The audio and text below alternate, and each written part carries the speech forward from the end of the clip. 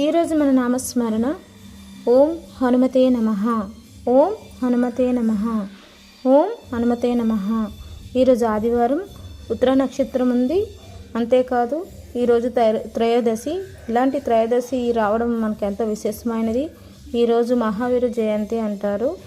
కనుక మన వీరుడు ఎవరో మనకు తెలుసు. మహావీరుడు ఎవరు? హనుమంతుడు. కాబట్టి మనం ఈ రోజంతా హనుమంతు స్మరణ చేద్దాం.